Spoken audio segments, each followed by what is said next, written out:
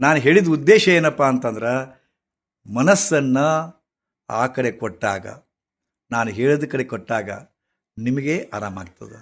ಇದುವರೆಗೆ ನಿಮ್ಗೆ ಏನು ಮಾಡ್ತಾಯಿದ್ರಿ? ನನ್ನ ನೋವು ಕಡಿಮೆ ಆಗೋದಿಲ್ಲ ಅಂತ ಕೊಟ್ಟಿದ್ರಿ. ಈಗ ನಾ ಏನು ಹೇಳಿದೆ? ನಿಮ್ಮ ನೋವು ಕಡಿಮೆ ಆಗಿದೆ ಅಂತ ಹೇಳಿದೆ, ನೀವು ಒಪ್ಕೊಂಡಿರೋದು, ನಿಮ್ಮ ಮನಸ್ಸು ಒಪ್ಕೊಂಥದ್ದು. ಇಷ್ಟ ದೊಡ್ಡ ಚಮತ್ಕಾರ ಇಲ್ಲ, ನಾ ಏನು ದೊಡ್ಡ ಸೈಂಟಿಸ್ಟ್ ಅಲ್ಲ, ದೊಡ್ಡ ಯೋಗಿ ಅಲ್ಲ, ದೊಡ್ಡ ಸ್ವಾಮಿ ಅಲ್ಲ. ಕೇವಲ ನಾನು ನಿಮ್ಮ ಹಿತಚಿಂತಕ. ನೀವು ಇಲ್ಲಿಂದ ಹೋಗುವಾಗ ನಿಮಗೆ ಕಮ್ಮಿ ಆಗೈತಿ ಅಂತ ಹೋದ್ರಪ್ಪ ಅಂದ್ರೆ ನನ್ನಷ್ಟು ಖುಷಿ ಪಡೋರು ಯಾರೂ ಇಲ್ಲ, ಗೊತ್ತಾ?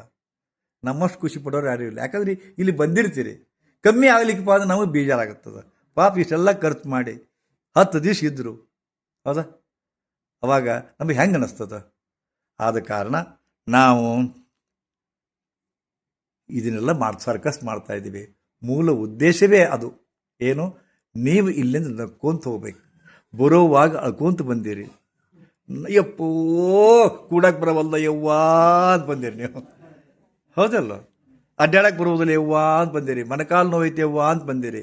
ಈಗ ಹಾಗಿಲ್ಲ, ಆರಾಮ್ ನಕ್ಕೊಂತ ಅಡ್ಡಾಡ್ಬೇಕು. ನಮ್ಮ ಇವರಲ್ಲ, ಹಿರೇಮಠ ಅಲ್ಲ ನಿಮ್ದು? ಸಿದ್ಧಲಿಂಗ ಹಿರೇಮಠ. ಮೊದಲು ಅವ್ರು ಹೆಂಗೆ ಫಸ್ಟ್ ಟೈಮ್ ಬಂದಾಗ ಅವ್ರು ಹೆಂಗೆ ನಡೀತಿದ್ರು ನನಗೆ ಕಣ್ಣಾಗದ. ಇನ್ನು ಹೆಂಗೆ ಅಡ್ಡಾಡ್ತಿದ್ರಿ? ಒಪ್ಪರ ಮ್ಯಾನ್ ನಡೀತಿದ್ರು, ಹಿಂಗ, ಹೌದಾ? ಇದು 2ನೇ ಸಲ 3ನೇ ಸಲ ನೋಡಿ.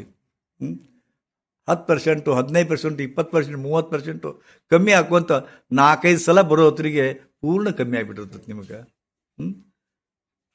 ಹೌದಾ?